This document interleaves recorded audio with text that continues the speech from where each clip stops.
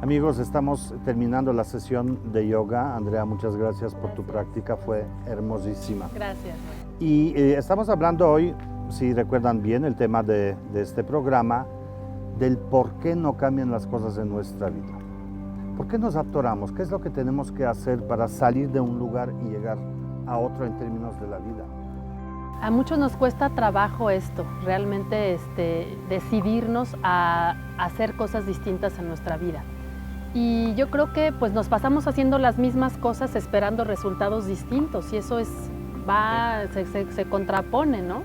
Entonces tenemos que empezar a hacer cosas diferentes, atrevernos a hacer cosas diferentes para lograr cosas diferentes. Cambiar. Cambiar, pero ¿hacia dónde, no? Es la pregunta. O sea, tenemos que tener claro primero como un objetivo hacia dónde queremos ir, tener como, digamos, un mapa. Yo aquí quisiera subrayar una cosa, tener claro un objetivo quiere decir saber a dónde vamos.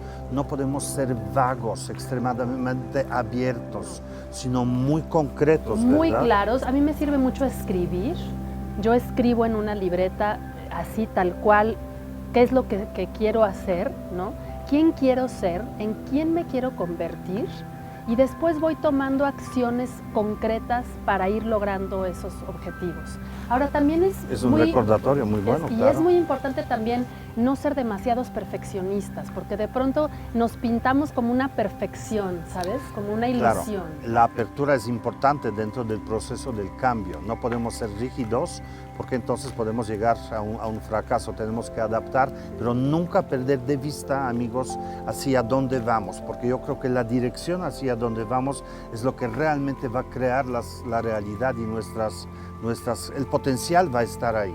Con las posturas de yoga, si pierdes tu foco mental, si pierdes tu punto de vista, te caes, ¿sí? Entonces tiene que haber siempre como ese objetivo, esa punta de la flecha muy clara. Podría decir de otra manera, yo a veces lo hago con mis practicantes de meditación, que cuando me caigo de cuando pierdo una postura es porque no estoy enfocado. Totalmente. O sea, cuando uno no tiene el equilibrio en posturas de yoga, podríamos pensar que le falta el enfoque, entonces tendría que trabajar en esto. Cuando los ojos bailan, la mente está bailando. Definitivamente. En cuanto pones tus ojos en un punto, la mente se concentra también.